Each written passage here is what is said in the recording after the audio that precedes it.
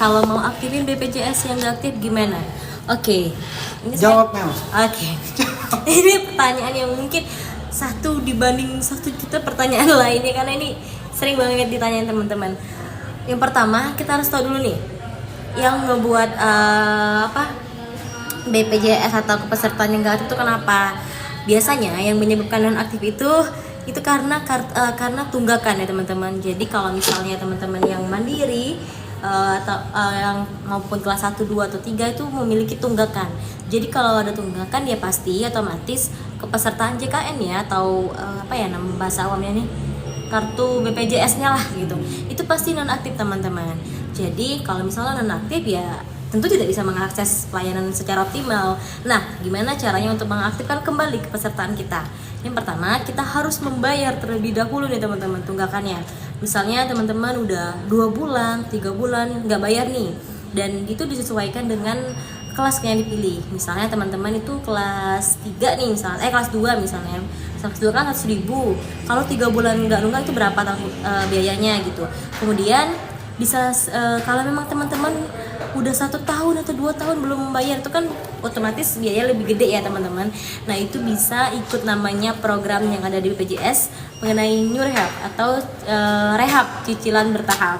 Nah, itu bisa ada di aplikasi Mobil JKN juga teman-teman. Jadi misalnya teman-teman mau menyicil karena kurang sanggup nih Kak, misalnya udah sampai berapa juta nih kan, itu kan gede ya bayarannya. Nah, kalau misalnya tunggakannya, tapi kalau memang mau langsung bayar, langsung lunas, itu juga tentu bisa ya di aplikasi Mobil JKN.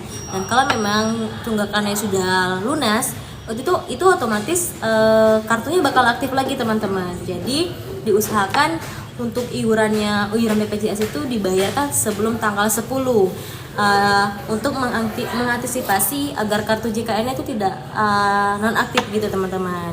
Jadi jangan lupa untuk tetap rutin membayar setiap bulannya ya teman-teman, sesuai dengan kelas yang dipilih. Itu ya Kak Sabar Lego. Jadi nambahin lagi sedikit. Oke, apa tuh Kak? Untuk cara mengaktifkan BPJS yang Non aktif tadi ya, seperti yang sudah tadi dijelasin lengkap oleh Mbak Amel. Jadi kita yang pertama harus kita lakukan itu kita harus tahu dulu jenis kepesertaan kita. Iya. Apakah kita peserta mandiri ataupun kita peserta yang ditanggung oleh pemerintah. Nah, kalau yang dijelaskan Mbak Amel tadi itu lengkap sekali tentang mekanisme pengaktifan kartu BPJS yang tidak aktif dari segmen kepesertaan mandiri yang kita rutin bayar sendiri, pilih kelas sesuai dengan kemampuan kita. Nah, itu tadi udah dijelasin sama Mbak Amel.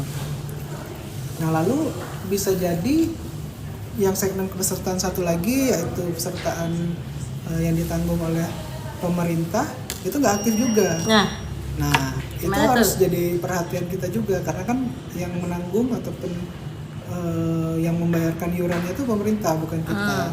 Sehingga kita memang harus terus berkoordinasi ya, dan harus pantau terus aplikasi Mobil JKN. Jadi untuk sobat JKN sekalian yang memang merasa adalah peserta yang ditanggung oleh pemerintah, memang baiknya itu punya aplikasi Mobil JKN untuk bisa terus memantau aktivasi ataupun kondisi ataupun kita sebagai peserta itu aktif atau tidak, aktivasi lah ya, aktivasi kepesertaan kita sebagai peserta yang ditanggung oleh pemerintah, seperti itu. Atau yang biasa orang sebut tuh KIS ya. Yang orang awam bilangnya KIS ya. Kartu KIS itu. Nah, itu harus kalau menurut saya wajib punya ya aplikasi Mobil JKN untuk bisa penting pantau. Penting banget ya Kak ternyata ya Kak. Jadi ketika kita rutin memantau ya kan, bisa sekalian mengakses layanan lain yang ada di Mobil JKN seperti screening dan fitur-fitur lain yang ada di Mobil JKN. Jadi nggak cuman hanya punya aplikasinya aja tapi nggak dimanfaatkan, sementara fiturnya banyak. Nah, itu juga bisa ngecek tuh status keaktifan peserta kita. Jadi kalau ketika kita menemui kondisi kepesertaan kita tidak aktif, nah itu bisa langsung berkoordinasi dengan perangkat setempat untuk memastikan aktivasinya, misalnya ke RT, lurah, ataupun yang lebih tinggi lagi dinas-dinas terkait yang memang menjadi penanggung jawab dari kepesertaan yang tadi ditanggung oleh pemerintah. Nah itu, jadi penting banget punya aplikasi mobile JKN itu. Monitoring kita juga ya. Betul. Sebenarnya kita masih aktif nggak kartu ininya, kepesertaannya gitu teman-teman. Gitu. Jadi jangan sampai ketika kita butuh, ternyata status peserta kita tidak aktif. Ya benar. Satu lagi ya kak, selain juga kita udah dari pembayaran pemerintah, kalau misalnya teman-teman yang sekarang tuh lagi kerja nih, itu kan otomatis iuran BPJS-nya itu juga ditanggung sama tempat kerjanya ya kak. Nah itu kan juga kalau misalnya teman-teman udah nggak kerja lagi atau udah putus kontrak dan lain sebagainya, itu juga jangan lupa untuk mengaktifkan kembali itu dengan mengganti atau mengubah jenis kepesertaannya yang awalnya dari PBPU, PPU itu kan dari tempat kerjanya bisa mengganti menjadi mandiri kalau misalnya bahasa awamnya. Nah itu harus segera diaktifkan karena harus segera diurus, karena pasti kalau misalnya udah putus kontrak kan tentunya pasti kepesertaan kalian kan juga pasti selesai ya, atau juga nonaktif. Nah takutnya untuk menghindari tunggakan ataupun untuk bisa tetap mengakses pelayanan kesehatan melalui BPJS juga harus tetap segera mengurusnya itu bisa dari aplikasi Mobile JKN ataupun juga bisa ke kantor cabang terdekat gitu teman-teman. Lewat Pandawa. Easy. Pandawa juga lebih easy. Dan teman-teman. Karena saya sudah beberapa kali merekomendasikan ke teman-teman saya ketika mereka dihadapkan pada kondisi yang tadi dijelaskan oleh Mbak Amel, kepesertaannya ini nih nggak tahu nih karena udah resign ataupun udah tidak bekerja lagi di tempat sebelumnya. Juga, Kak, tapi mereka butuh sebenarnya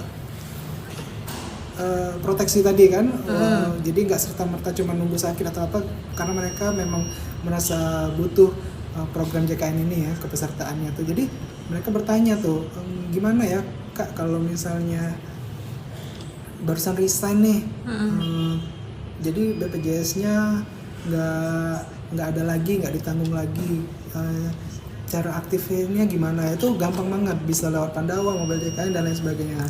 Kalau untuk Pandawa sendiri saya udah banyak lah testimoninya karena keeasy-annya itu tadi ngurusnya. Karena terlalu easy, jadi sangat ini ya. Iya, yang penting itu tadi kita sekarang kan Pandawa itu loh 1x24 jam loh. Wah keren ya. Tapi ada update lagi ya kak? Iya, jadi kita bisa ngurusnya itu anywhere lah. Wah, kapanpun dan dimanapun. Ya, yang penting kita punya WA. Iya. Syaratnya satu lagi kak, punya kuota. Oke. Punya handphone. Nah, ya itu yang paling penting. Kalau punya kuota tapi handphone itu gimana ya? Ya itu intinya. Jadi bisa diurus itu 1x24 jam. Kita mau akses. Emel sebutin Mel. 0811 8165 165 Pandawa. Ada di atas ini. Tapi karena terlalu naik nggak kelihatan. Salah taruh dulu ya. Nanti ya di next mungkin kita taruh kami ya, turunin. lebih gampang. Ini terlalu tinggi nih nggak kelihatan jadi. Oke, next pertanyaan berikutnya kak. Ini ada pertanyaan dari Armora. Kak, kalau udah dapat rujukan ke RSD MJKN tapi nggak muncul di MJKN-nya kenapa ya? Oke. Jadi coba kita buka dari aplikasi MJKN ya teman-teman untuk melihat. Nggak bisa di situ karena kita harus dapat rujukan dulu. Enggak, maksudnya di fiturnya aja. Oh iya. Nih, berarti di sini ya kak. Fitur ambil antrian di sini ya. Nah. Iya benar. Nah, di sini ya karena saya tidak punya rujukan, jadi dia nggak muncul ya. Seharusnya untuk muncul seperti yang di berarti kasusnya sama nih kayak gini, cuman bedanya karena saya memang nggak punya rujukan, jadi memang nggak muncul. Ini kenapa nggak muncul? Kakak Amora ini sudah dapat rujukan tapi nggak muncul di MJKN-nya. Kenapa ya? Nah biasanya ini kendala sistem ya. Jadi memang kita harus benar-benar memastikan kalau rumah sakit ataupun bukan rumah sakit, fasilitas kesehatan yang memberikan rujukan itu harus benar-benar sudah mengentry di sistem BPJS Kesehatan di aplikasi yang terintegrasi lah ya dengan sistem BPJS Kesehatan, sehingga setelah dipastikan mereka mengentry, memasukkan informasi tentang rujukan tadi, itu bisa update otomatis di aplikasi mobile JKN. Nah, kemungkinan kasusnya Kak Amora ini dari pemberi rujukannya itu belum update ataupun belum mengentry sepenuhnya, ataupun mungkin ada kendala juga ya. Nah, itu yang harus kita pastikan. Kendala teknis juga yang mungkin ya, betul, Kak. Betul. Jadi Biasanya sih seperti muncul, itu. Ya. gitu. Namun apabila dari Vaskes yang memberikan rujukan itu sudah memang valid entry, maksudnya sudah dientrikan dengan benar dan sesuai, dan dipastikan juga sudah masuk lah ya, sudah submitted lah ya. Nah, itu harusnya muncul di aplikasi mobile JKN. Jadi mungkin saran untuk Kak Amora ini ya harus memastikan lagi ke petugas rumah sakitnya apakah memang sudah dientry atau belum gitu. Biasanya kendalanya seperti itu. Gitu. Jadi aplikasi ini kan terintegrasi ya Kak Amora gitu. Jadi dan kalau sudah dientry harusnya muncul langsung ketika kita ketik ataupun klik nama peserta BPJS Kesehatan yang tadi mendapatkan rujukan dari fasilitas kesehatan yang sebelumnya. Itu nanti muncul semua informasinya, rumah sakit yang dirujuk, terus dan sekalian juga kita mengambil nomor antrian untuk dapat ya nomor antriannya itu, seperti itu Kak Amora. Mungkin kemungkinannya ya itu tadi ya. Kayak sistemnya mungkin ya, mungkin bisa di cross check lagi sama tempat FKTP-nya ya, apakah memang sudah di entry untuk sistem rujukannya. Nih dari Ki-chan, Kak, kalau mau buat kacamata prosedurnya gimana ya, Kak? Ya, kalau kacamata ini tetap harus berjenjang ya prosedurnya. Jadi kita ke untuk fasilitas kesehatan tingkat pertama yang harus dikunjungi.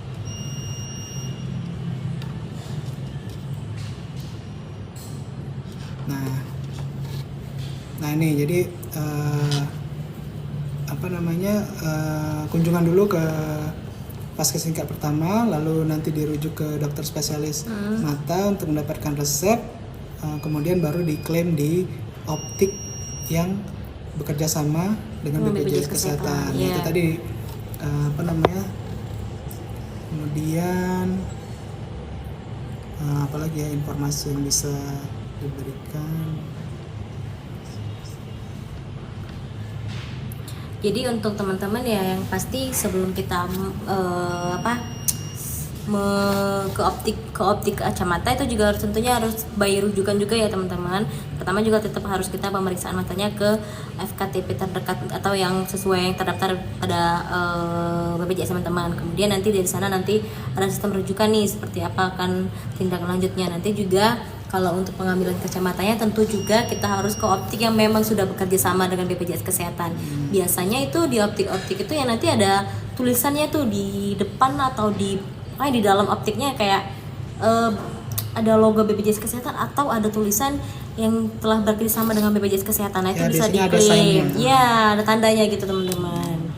Oke, jadi tenang aja ya untuk kacamata tetap juga ditanggung oleh BPJS Kesehatan sesuai dengan kelasnya ya kelas. Nilainya berbeda-beda. Iya, jadi tergantung misalnya kelas 1 dengan harga sekian, kelas 2 dan kelas 3 tentunya pasti ada perbedaan.